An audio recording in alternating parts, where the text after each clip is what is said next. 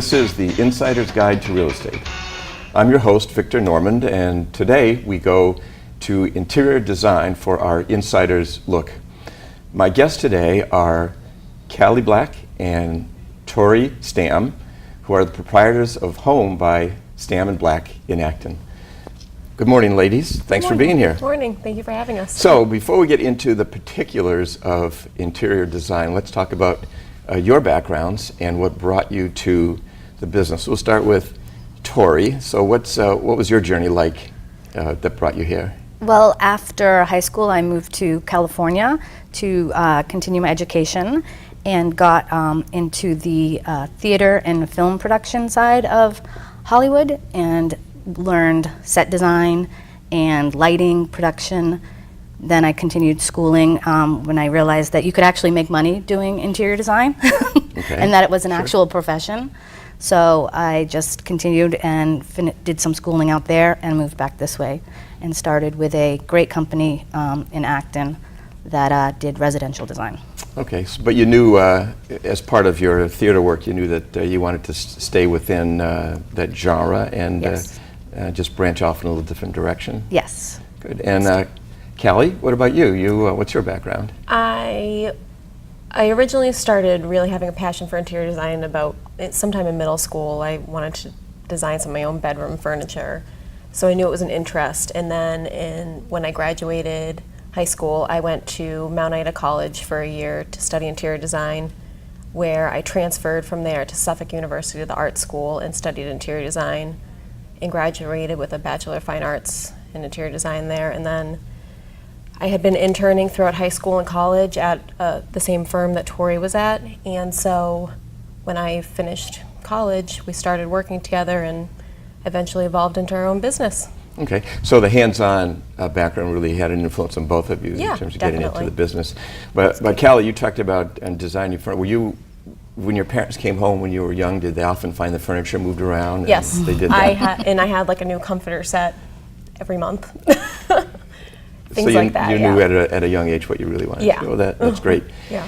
So, what does it take to be interior design? Is that is there a feeder profession to that? I mean, you're in the business. You must come in contact with other interior designers. Is there some kind of common theme, or do people come from a variety of backgrounds into the business? I think it's a variety of backgrounds. I think the core of it is you have to have a creative mind and you have to have an interest in that sort of thing. Yeah. Okay. Visual creativity in the visual arts. Okay, so you've got to have some aesthetic, some artistic chops, I would imagine. But then also, in addition to that, some kind of spatial ability to envision what your design ideas might actually look like. That is one of the key elements, is spatial planning. That's not something that always can be learned, I feel. I definitely feel like it's something that's innate in people, that you can just know if something's going to work or not. Of course, there are floor plans that you can do and computer programs that help you with it, but it's definitely something that's innate. Okay, all right. So interior design is a profession, not requiring a license. Currently, no. Currently, no. Well, Currently, Massachusetts doesn't require a license. No licensing. Yes. But in other states, are there licensing requirements? Yes. There are, similar to, for instance, an architect or something. Correct. Kind of license. So there's no license, but there are credentials that you need to have, and education is one of them, work experience. Are there any designations that consumers might look for when considering hiring an interior designer? There's different associations you can join. ASID. I would always say, though, if you're looking to go to hire a designer, go talk to them. That's key. You have to talk to them, know their experience, their history, and their portfolio is key. Okay. And you want personalities to mesh well, and you feel comfortable with each other. Sure. But to start off with, something I've gotten in the habit of doing, and I'm sure virtually the rest of the world does, is you Google people. Yeah. So if I Google you, Tory, what do I see there that might help me decide whether to do business with you? Well, it brings us to our website, which describes who and what we do. It gives a platform of our past work, referrals, and some old client comments, so they have an idea of what we stand for, what we represent, and how we design. Okay. All right, so Cali, if I go to your Facebook page, now Facebook, I've been told the way to manage your Facebook account is you don't hard sell yourself as a professional only occasionally, that you put other things in there that kind of give people a little window into your personality. So what's on your Facebook page that would inform me? I mean, we try and update our Facebook page quite often, and it's not always our design work that we're showing. Sometimes we like to feature other people's stores or things we're inspired by, or just quirky little things that have happened throughout our day, or, you know, now that we have the new retail store, sometimes showing some of the product that we're selling there so people can know what they can come in and just buy off the floor as well. So It's to help create inspiration Yeah. and ideas for people. Yeah, Instagram, for instance. Yes. Same thing, yes. We live in such a visual world, and yours is a very visual, Definitely, as well as yeah. spatial business. I think that's the one thing that brings people to us, is that they'll see a picture of a home we've done and they fall in love with it, and they start following us and they continue liking the pictures that we have designed, and then that leads them to us. So virtually any business today, if you don't have a presence online or in social media, it really unfortunately sends a message to consumers that we don't know enough to take it to the next level. I would agree, yeah. Absolutely, it's the way of the world It now. is. It sure is. So now let's get into interior design. It is something that's relatively new as a profession.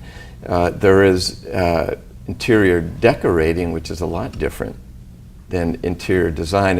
And what I read is interior designers are interior decorators, but interior decorators not necessarily designers. Exactly. What does that mean? Usually interior decorators, it doesn't mean that they're inept or anything. It just, usually they can pick fabrics, can pick wall colorings and some accessories, but they don't always have the broad spectrum of how's someone going to live in this space, how are they going to function, how's their whole family going to live in here. They don't have the education of how to move walls in spaces that need it, remodel kitchens, Interior the design structural is part. quite often interior architecture as well. Yeah. Trying to figure out where the best placement of walls, windows, doors, Sure.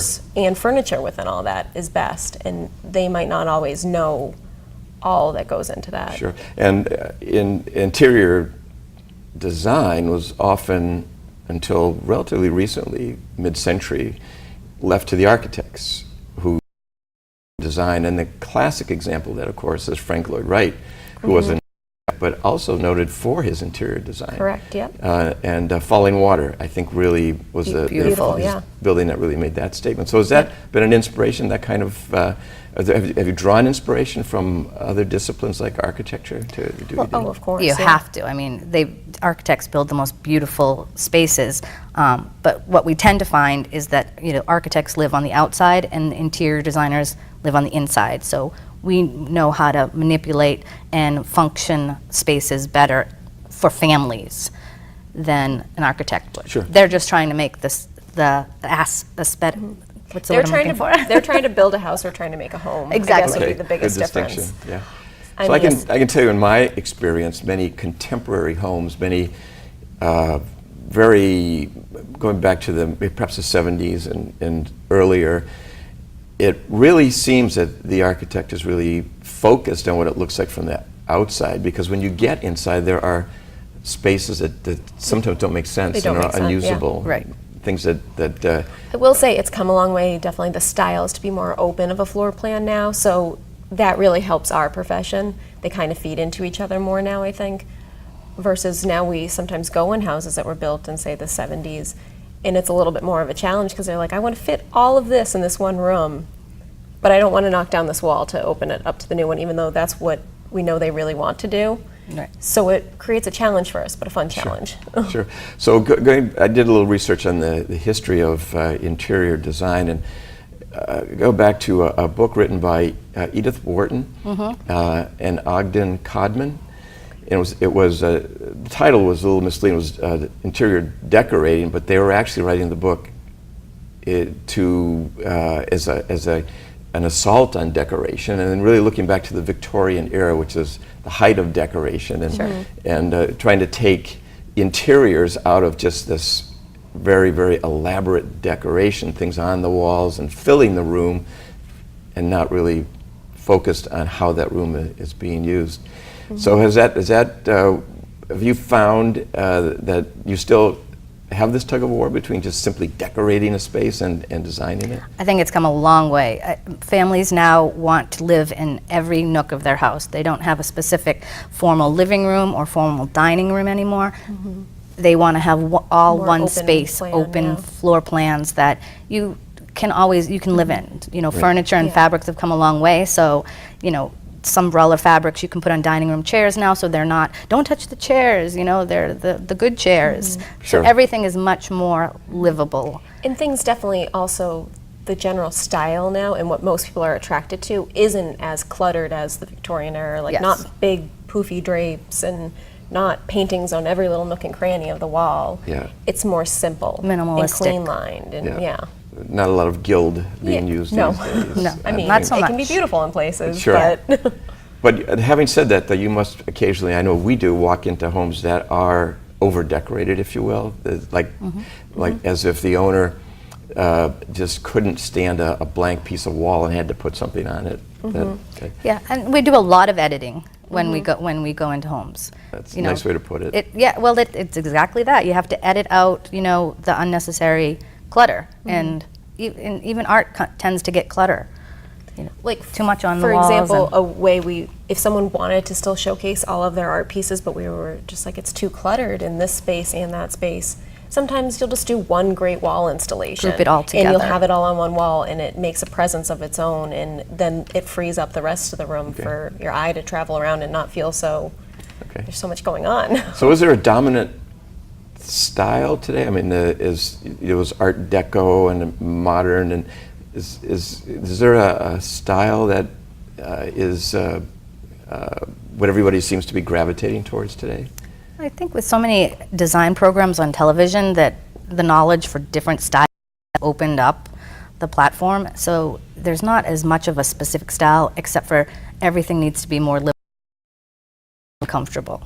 Okay, so there's no defined style, is that basically? I think the style now is drawing from all previous eras. Like, I mean, our style is more rustic. You know, we like the home to be, you know, very, you know, casual but rustic, but very elegant and timeless. Okay. You know, you need to be able to not say in 10 years, oh, well, that was a mistake, you know. Okay, no, rustic. Now I think rustic as like a cabin in the woods, but what does rustic mean?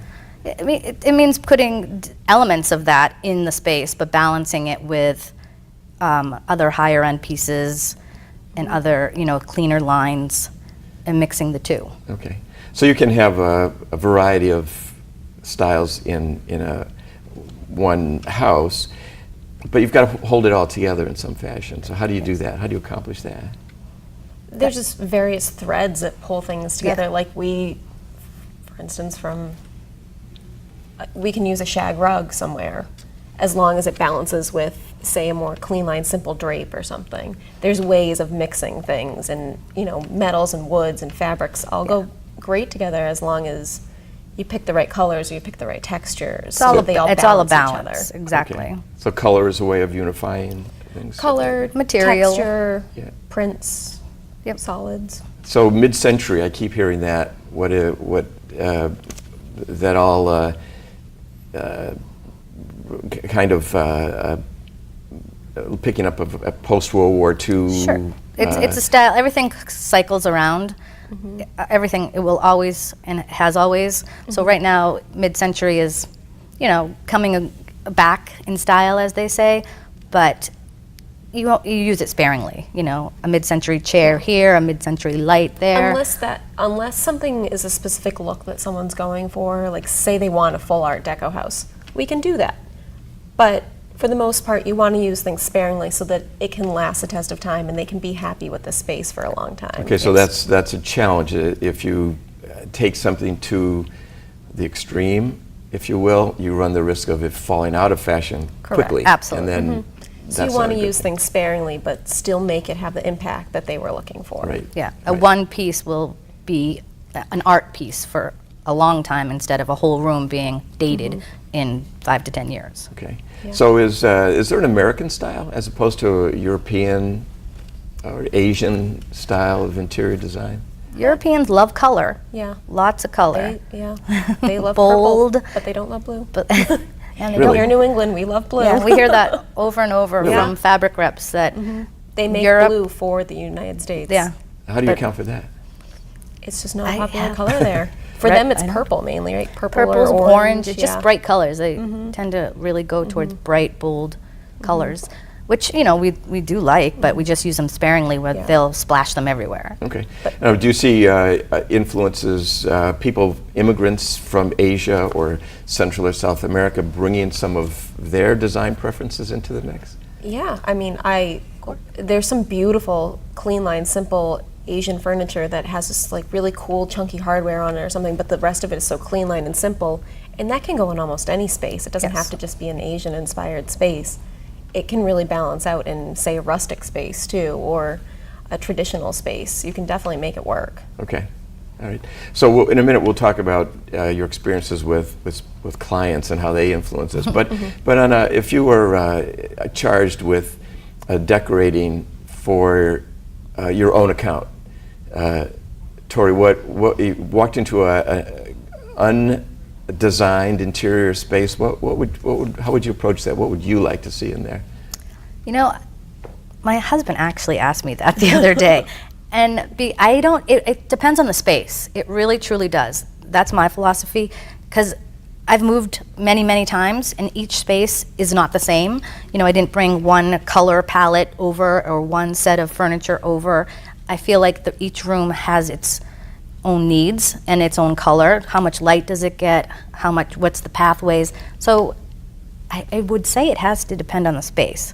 But again, I would really, I like everything to be livable, and I like a mix of different styles. You know, like I love, you know, Louis chairs, the oval back chairs. Those are one of my favorite styles, and that's probably one of the things that I've brought with me. So you have certain design elements that you've used in the past that you really favor, Sure. and you would try to find some way of introducing those into your scheme. All right, Kelly, where would you start if you walked into to a space that was blank? Where would you start? Yet again, it would totally depend on the space and who was living there. If it was my house, I'm raised in the country. I have cows. I love some rustic.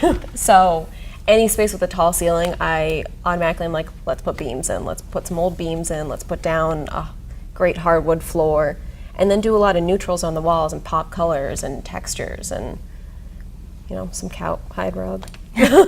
So besides blue, do you have a favorite color? I'm not even sure blue's my favorite color. I love most colors. Really?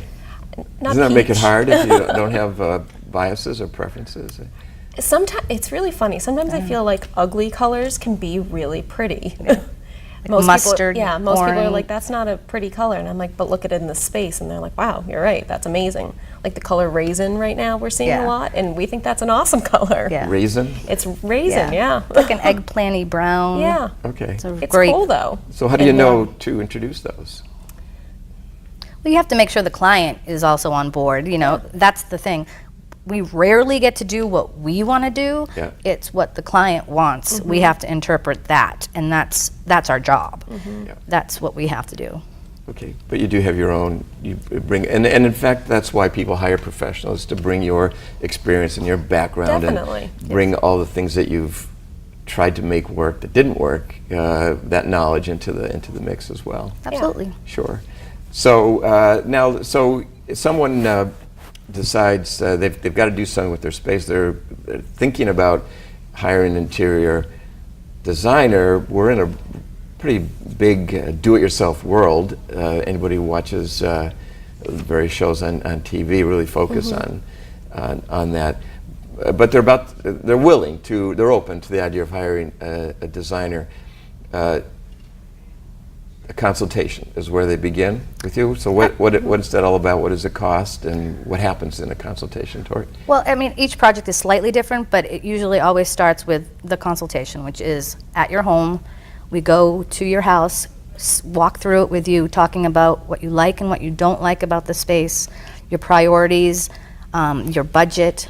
We take pictures and measurements and just kind of get a feel of how you live there and what you want from the space. Why did you call us? What are you trying to get from your home? And then there's a follow-up back at our store where we'll have done all the research for about a week and pulled floor plans, furniture ideas, paint color, whatever it is that we discussed while at your house, and we kind of just lay it out for you. And at that point, we make the decision whether we move forward with the project or they can go out and just implement it themselves. Okay. And that's a $350 consultation fee. Okay, so that's the initial, the way to get started, is Yeah. to do it like that. And it's Just- not that intimidating. We really try to make it fun and Yeah. as painless as possible. Right. Well, that's good to hear.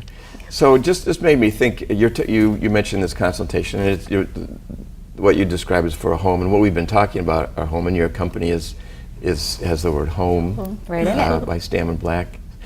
But there are interior designers who have other specialties, commercial specialties. For instance, have you dabbled in that at all? Is that We do a little bit more of hospitality, more like, corporate offices and some B&Bs and a few things like that, not specifically commercial. okay? But there are specialties. There are people Sure, who yeah, do lots. interior Yeah. design for entertainment. Well, set design, I suppose that Yep. is a specialty. There are many specialties: kitchen design, bath design, lighting design, commercial design. So Yeah, we have a good friend who actually works for a company who all they do is office furniture and Yep. office Sure. design.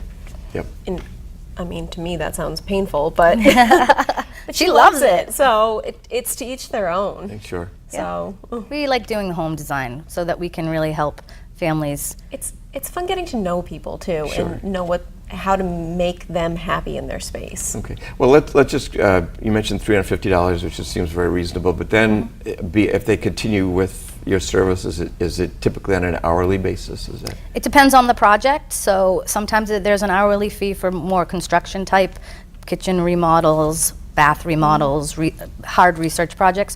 But if it's just for certain furniture and decorating, there's usually not there's not any more fees. Really? Well, that's because I often hiring professionals, consumers are a little shy to discuss fee up front until they get a bill a month after they've been working with someone, and it's a lot more money than they thought, but it doesn't sound like that's That would the never way- happen. And that's pretty typical in the interior design business. Every designer works differently. Okay. So we have a store, so we work differently than somebody that would be independent working out of their home.